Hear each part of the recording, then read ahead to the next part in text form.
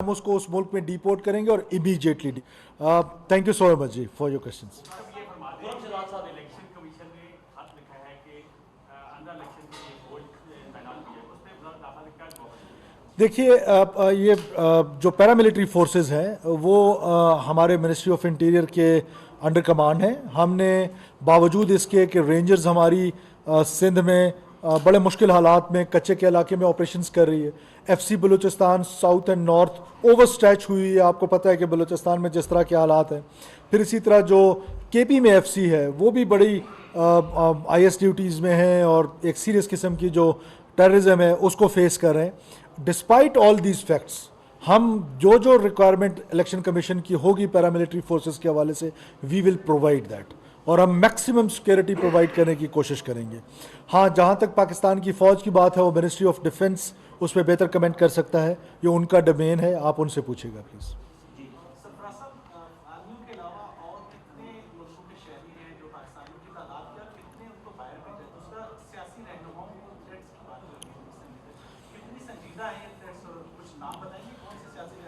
देखिए थोड़ा अंडरस्टैंड करें इस चैलेंज को जिसको हम टेररिज्म कहते हैं। टेररिस्ट जो है उसके लिए अपॉर्चुनिटी चाहिए उसको। ये जो टाइम की अपॉर्चुनिटी ये उसके पास है कि उसने कब स्ट्राइक करना है और किस पर स्ट्राइक करना है, ये हमेशा से इनिशिएटिव उसका होता है अनफॉर्चुनेटली, जबकि रियासत के इदारों ने एक एक इंच और एक एक शख्स को प्रोटेक्ट करना होता है। अब हमारे यहाँ होता ये है कि जो पॉलिटिकल लीडरशिप है वो आपको पता है कि इलेक्शन के दिनों में वो ज़्यादा एक्सपोज हो जाती हैं, वो पब्लिक में जाती हैं, पब्लिक गैदरिंग्स करती हैं, रैलीज़ करती हैं और उनका एक्सपोज होना जो है वो इटसेल्फ टेररिज्म के कॉन्टेक्स्ट में चैलेंज है। अब जाहिर है लेकिन पॉलिटिकल लीडर्स को नहीं कहा जा सकता कि आप घर पे बैठे और ना वो एग्री होते हैं घर पे बैठने के लिए। They want to remain in touch with their people, they want to stay with people so that वो अपना एजेंडा जो है इलेक्शन का वो उनको बता सकें।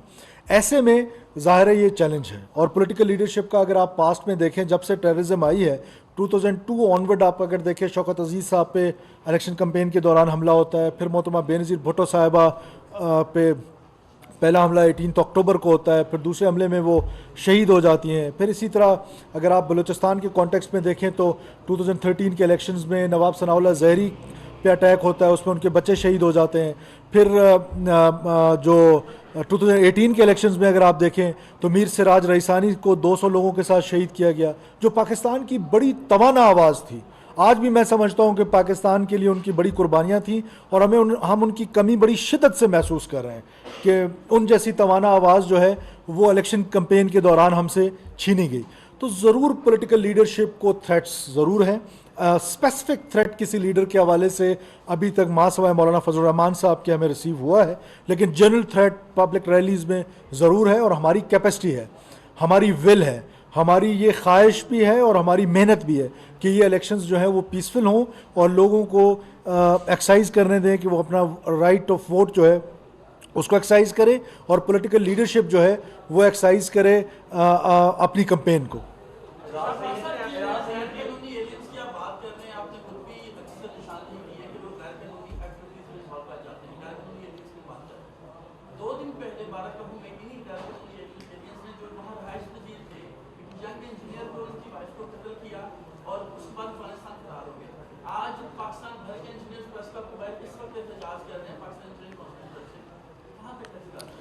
देखिए सबसे पहले तो मैं इस वाक़े की शदीद अल्फाज में मज़म्मत करता हूँ। इनोसेंट लोगों को बड़ी बेदर्दी के साथ शहीद किया गया है, लेकिन ये है कि हम इस केस को इन्वेस्टिगेट करें। मैंने आईजी को टास्क कर दिया है with a time frame, with a time limit कि आप इसको मज़ीद डिग आउट करें, इसके असल महरक़ात तक पहुँचें। और ये बात अभी इस्टेब्लिश नहीं हुई है कि वो फ़रार हो चुके हैं। हमने तमाम अपने बॉर्डर्स पे बड़ी सख्ती कर दी हुई है और हमें उम्मीद है कि इंशाअल्लाह ताला ये कातिल पकड़े जाएंगे। एजाज साहब,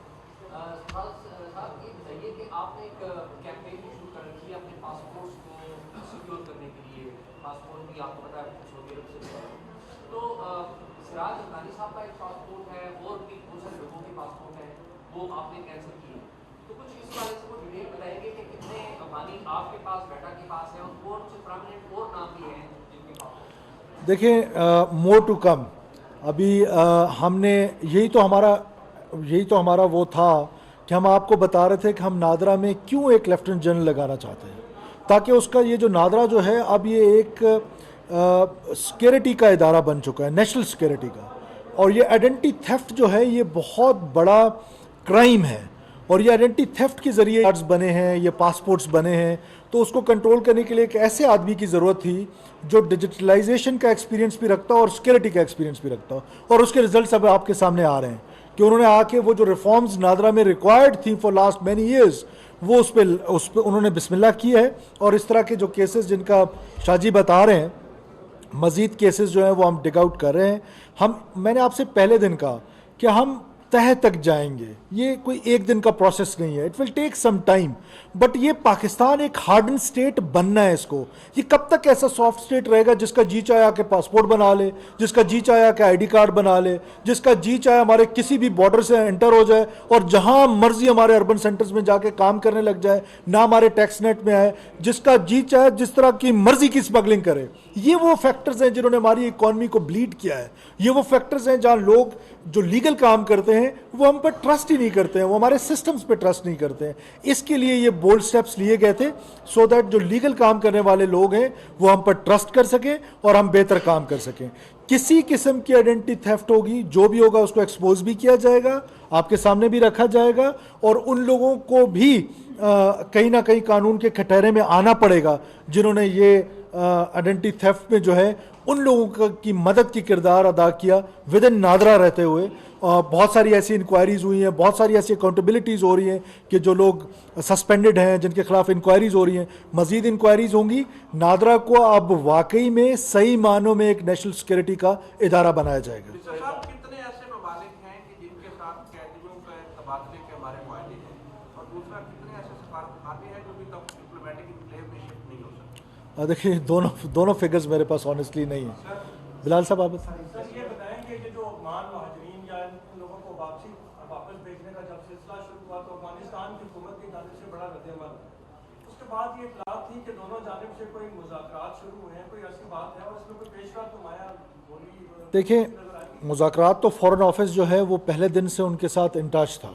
पहले दिन से अफ़गान की हुकूमत के साथ फॉरेन ऑफिस का एक राब्ता था, और ये हमारा राइट है। ये दुनिया के जितने नेशन स्टेट्स हैं वो सब इसको एक्सरसाइज कर रहे हैं। दुनिया में कहीं पर भी इलीगल एलियंस जो हैं उनको अकोमोडेट नहीं किया जाता। रोज़ाना की बुनियाद पर कितने पाकिस्तानी हैं जो डीपोर्ट होकर मुख्तलिफ ममालिक से पाकिस्तान आते हैं। तो ये हमारा nation state, as a nation state ये हमारा राइट है, इस पर कोई नाराज़ क्यों हो। और अब तो हमारे पास जो सेकंड स्टेज में, ये देखिए ये तो फर्स्ट स्टेज है, सेकंड स्टेज में ultimately everyone has to go back. हमने 30 से 40 साल तक मेहमान नवाजी की है। दुनिया की तारीख में कोई ऐसा मुल्क नहीं है इतनी बड़ी तादाद में और इतने बड़े अरसे तक इस तरह के इमिग्रेंट्स को रखे। तो फाइनली ये टाइम आएगा, द टाइम इज कमिंग, जब पाकिस्तान में सिर्फ पाकिस्तानी रहेंगे। हाँ, वो ज़रूर जो वीज़ा लेकर आएंगे जो इन्वेस्ट करना चाहते हैं। हम जब यूरोप को इनकरेज कर रहे हैं, हम जब गल्फ को इनकरेज करें, तो अफगानिस्तान हमारा ब्रदर हमसाया मुल्क है। जो हमारे मुल्क में रहना चाहता है, जो कारोबार करना चाहता है, वो नॉक करे हमारे दरवाजे पे और हमारे घर के अंदर आ जाए। आप 5 लाख बड़ी फिगर है, नो डाउट अप्रिशिएट करना चाहिए बतौर इंटीरियर मिनिस्टर आपको भी और एजेंसीज को भी। आप ये बताना पसंद फरमाएंगे कि अभी हमने का पासपोर्ट जो जारी बनते हैं जिनमें कुछ लोग को आपके पास भी नाम आए होंगे, उनको कब तक उनको सजा दी जाएगी बतौर इंटीरियर मिनिस्टर, आप ये कर पाएंगे? देखिए, बात इतनी है कि अकाउंटेबिलिटीज़ के हर इदारे के अपने अपने सिस्टम्स हैं। इसी तरह नादरा का अपना एक सिस्टम है। रोज़ाना की बुनियाद पर कहीं ना कहीं अकाउंटेबिलिटी चल रही होती है। ज़ाहिर है वो फिगर्स हमारे साथ शेयर नहीं होते हैं। वो एक इंडिपेंडेंट इदारा उसको हम बनाना चाहते हैं ताकि वो अपनी अकाउंटेबिलिटी भी करें, और हमारी उन पर एक सख्त किस्म का चेक है। मिनिस्ट्री ऑफ इंटीरियर की बड़ी क्लियर कट डायरेक्शंस हैं, ऑनरेबल प्राइम मिनिस्टर की बड़ी क्लियर कट डायरेक्शंस हैं कि ये जो आइडेंटिटी थेफ्ट है ये बहुत बड़ा जुर्म है, और इस जुर्म को रोकना ये हमारा फ़र्ज़ है। और नेशनल सिक्योरिटी का इदारा हम इसको इसीलिए कहते हैं कि आज वो बात लोगों को समझ आ रही है कि क्यों हम इसको नेशनल सिक्योरिटी का इदारा कहते हैं, कि ये आज की दुनिया में जब डिजिटलाइजेशन दुनिया में तेज़ी के साथ हो रही है, ऐसे में सबसे इम्पोर्टेंट इदारा मेरे हिसाब से नादरा है। तो नादरा की अकाउंटेबिलिटी होगी उन लोगों की जो आइडेंटिटी थेफ्ट में शामिल है, और आज भी ऐसे बहुत सारे लोग हैं जिनकी रोज़ाना की बुनियाद पर अकाउंटेबिलिटी हो रही हो। जी प्लीज़। सर, अफगानियों के अलावा जो इलीगल रहते हैं और नेशनलिटी के कौन जो इलीगल है उनके आदादोशुमार क्या और कितने को भेजा जा चुका है? देखिए, एक तो ये आदादोशुमार पे फिगर्स पे मैं हमेशा अवॉइड करता हूँ कि उस पर हम ना आएँ। उसकी रीज़न ये है कि जब हम इलीगल कह रहे हैं तो उसकी कोई एग्जैक्ट फिगर्स का आना ये क्वाइट नेचुरल है, वो ये पॉसिबल नहीं है। लेकिन ये ज़रूर है कि हमें एक रफ़ एस्टिमेट्स होते हैं कि इतने लोग होंगे, जो एक मैकेनिज़्म है स्टेट का उसमें रहते हुए रफ़ एस्टिमेट्स होते हैं। हाँ, ये ज़रूर है कि अब ज़्यादा तादाद क्योंकि अफ़गानियों की है, ब्राज़ीलियंस की होती तो हम ब्राज़ील का नाम लेते। अब हैं जो अफ़गानी इलीगल ज़्यादा, तो हम अफ़गानियों का नाम लेंगे।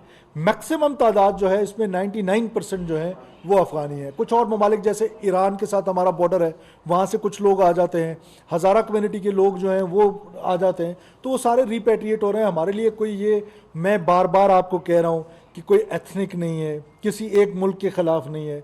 हमारा एक मुल्क है, इसमें हम 22 से 23 करोड़ लोग रहते हैं जिनको पाकिस्तानी कहा जाता है। मेरी आइडेंटिटी 1947 से पहले कुछ और थी। जब से ये क्रिएशन ऑफ पाकिस्तान हुई है, मेरी आइडेंटिटी अब पाकिस्तानी है। मैं पहले पाकिस्तानी हूँ, उसके बाद फिर कुछ और हूँगा, बलोच हूँगा, बुकटी हूँगा, कुछ और हूँगा। पहले I am a proud Pakistani. तो वो जो पाकिस्तानी है उनका रहने का हक है इस मुल्क में। अभी साहब ये बताइएगा, जो चमन पे धरना चल रहा है उनसे मुलाकात की बात आपने की थी, क्या मुलाकात हुई? देखिए, हम उनके साथ इन टच हैं। हम उनके साथ जो उनकी लीडरशिप है, 4-5 लोग हैं जो डिफरेंट पार्टीज़ के, उन्होंने एक ग्रुप बनाया हुआ है, उनके साथ बार बार हमारी बातचीत हो रही है। हमारा उसमें एक बड़ा वाज़ेह मौक़िफ़ है कि देखिए, ये जो, अब इसको भी अंडरस्टैंड करें, ये जो डिवीज़न हुई है 1947 में जब क्रिएशन ऑफ पाकिस्तान की, ये डिवीज़न जो है वो पंजाबीज़ की भी हुई है, वो सिंधीज़ की भी हुई है, वो बलोच की भी हुई है, वो पश्तून की भी हुई है। तमाम पाकिस्तान में डिवीज़न हुई है, एक नया मुल्क बना है। अब ये काम तो 1947 में हो जाना चाहिए थे कि हमने किसी और मुल्क में जाना है तो हम उसमें वीज़ा लेकर आएंगे। ये स्टेट ऑफ पाकिस्तान है जिन्होंने आज तक इतनी नरमी की है कि 75 साल से बगैर किसी ट्रैवल डॉक्यूमेंट के लोग आ जा रहे हैं। हम समझते हैं, हमें इस बात का एहसास है कि रोज़गार के मसाइल है, वहाँ पर लोग डिवाइडेड विलेजेस हैं, लेकिन स्टेट ने अपनी जो वो है उसको कायम करना है। अब आप अंदाज़ा लगाएं कि जो बन्नू में हमला हुआ है वो अफ़गान नेशनल ने किए और वो तज़किरे पे पाकिस्तान आया। वो जो तज़किरा है डॉक्यूमेंट, एक सफ़ेद पेपर है, उस पर वो वीज़ा टाइप का है, वो तज़किरा दिखाए और अंदर आ जाए। तो हमने बाकी